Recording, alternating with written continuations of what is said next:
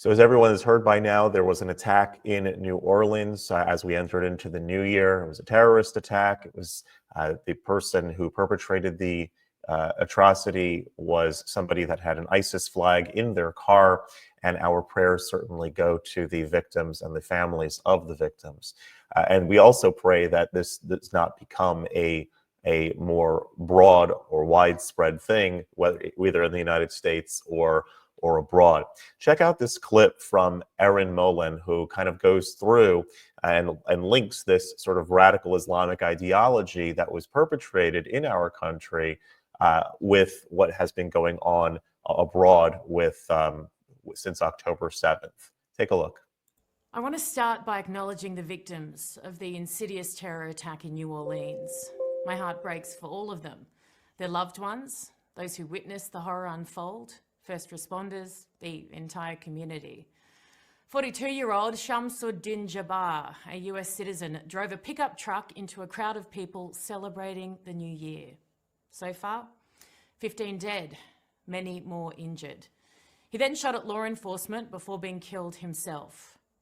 An ISIS flag was on the vehicle. So too explosives. Others were found in the surrounding area. They don't believe it was a one-man operation. They also found videos and writings from the driver of the vehicle that support their view that the attack was inspired by ISIS. Who are ISIS? Otherwise known as Islamic State, a jihadist organization that has killed thousands through their sick and violent brand of terrorism. Now, I want to make the following points and make them really clearly. Those individuals alone are responsible for what occurred in New Orleans. And yes, we've also seen this type of attack before. But make no mistake about it, there's been a perfect storm brewing since October 7. And this is just the beginning. Millions around the world have cheered on terror over the past 15 months, like a sick type of hype crew. They saw evidence of unthinkable violence and murder, video testimony, first-hand accounts from the perpetrators. Yet they failed every single test of moral clarity that ensued. So to all those who have tried to justify the actions of any terrorist organization ever, take a bow. To all those who have had a voice and refused to condemn terrorist attacks, take a bow. To all those who described the slaughter on October 7 as resistance, take a bow. To all those who denied the atrocities that occurred on that day, to babies, to women, to the elderly, take a bow.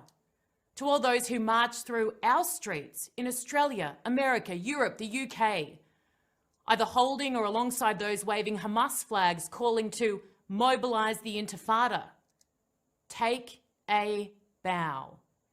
You know why? Because this is what you support. They are Hamas, Hamas are ISIS, they are all terrorists. Do you think what happened in New Orleans was about saving kids in Gaza? Do you think it helps? Were those killed and injured guilty of genocide, occupation? Were they guilty of anything? Wake up.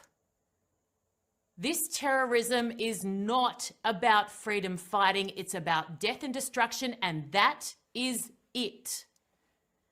And when useful idiots in the West lap up their propaganda and spew it out, rather than supporting those trying to eradicate them, they get stronger. They become emboldened.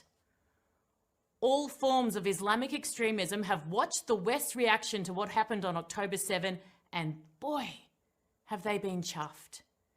Even in their wildest dreams, they could never have imagined the reaction. And not just from the masses, but from those right at the top. This terror is not confined to the Middle East, only aimed at those genocidal Jews, you know, the evil ones. Despite their people actually the ones that were slaughtered and still held hostage. As I say, terrorism requires three things to not only survive, but to thrive. Useful idiots, tick.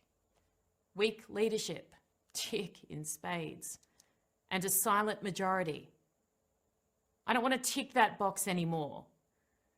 It's time for all of us to stand up and say enough, including our Muslim communities.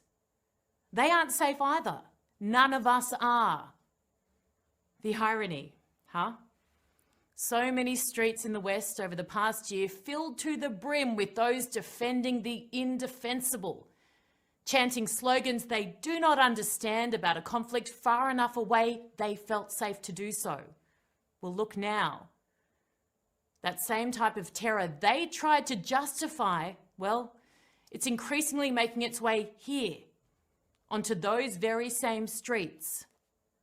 These people don't care who they kill, by the way. They're not checking IDs or your Instagram before ramming cars into crowds.